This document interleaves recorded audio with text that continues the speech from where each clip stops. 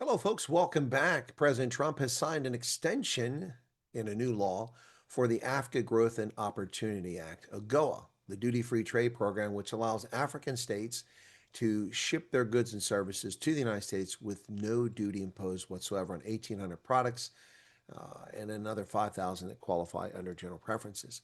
President Trump on Tuesday, February 3rd, 2026, signed a law that extended his preferential trade program for Africa through December 31st, effective retroactively from 30 September 2025, which is bizarre, which means in effect, technically, AGOA never expired.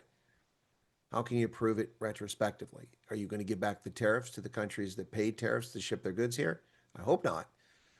But in effect, it means that AGOA has remained operational since the year 2000 without a gap, even though we've had a gap for the past several months. Now, AGOA for the 21st century must demand more from our trading partners and yield more market access for U.S. businesses, farmers, and ranchers to build upon the benefits it has historically provided to Africa and the United States. Well, there have been no benefits to the United States. This is what Ambassador Jameson Greer said. That's a misstatement. America gets no benefit whatsoever from AGOA. None. None, none, none, none. It doesn't lower trade barriers to our goods in Africa.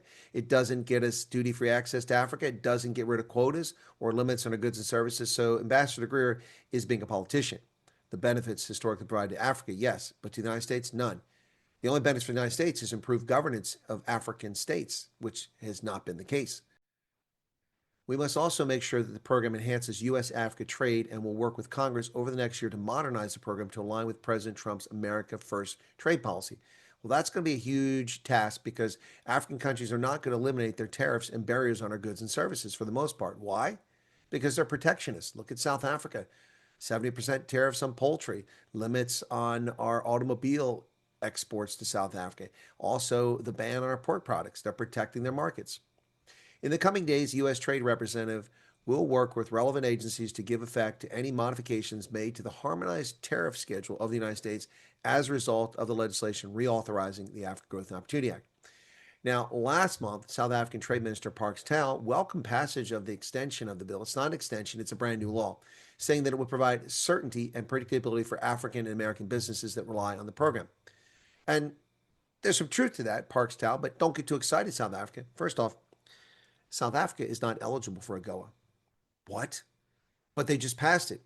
Yes, but the law doesn't guarantee acceptance or entrance into the program. That's determined by the White House and by Congress, the rules they set.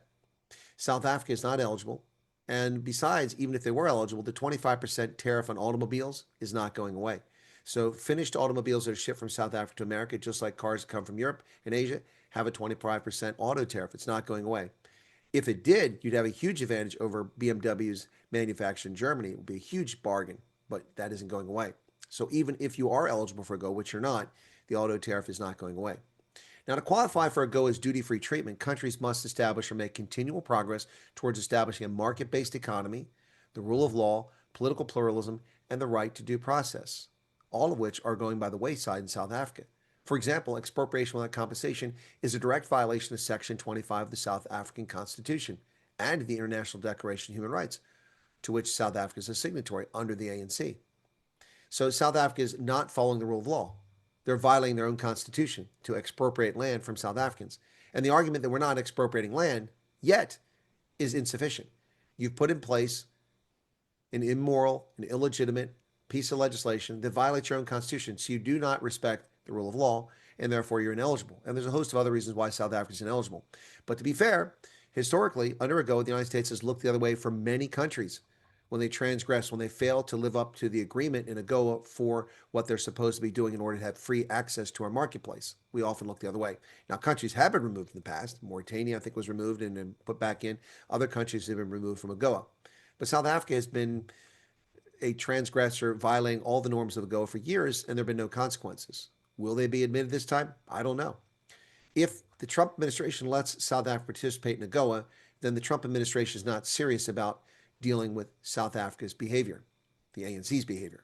Their president coming to the Oval Office, lying to the president of the United States, making him wait 43 minutes, then mocking him, insulting him around the G20, and then falsely accusing the United States of being aggressive towards South Africa when South Africa's foreign policy is aggressive towards the United States, being a sponsor of designated terror groups in naval exercises, shipping helicopters to sanctioned warlords in violation of UN sanctions,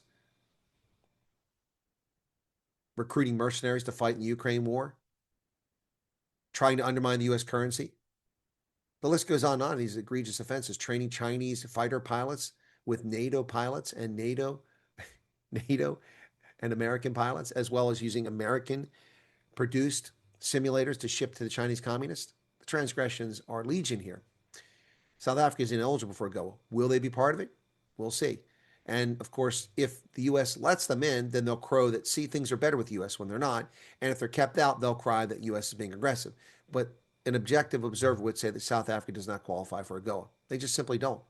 Additionally, countries must eliminate barriers to U.S. trade and investment. South Africa hasn't done that. That's why they have a 30% tariff right now, because they have no trade representative, they have no ambassador, there's no trade delegation talking to the United States, and they've enacted policies that are harmful to our trade. They're also supposed to enact policies to reduce poverty, combat corruption, and protect human rights. But those things aren't being done in South Africa. The list of high-profile government officials involved in corruption or charged with corruption is astoundingly large. Not to mention reducing poverty, the ANC's actually dramatically increased poverty during its 30-plus year reign. So what is AGOA? AGOA provides eligible sub-Saharan African countries with duty-free access to the U.S. market for over 1,800 products, in addition to the more than 5,000 products that are also eligible for duty-free access under the Generalized System of Preferences program. So we're talking almost 7,000 products and services.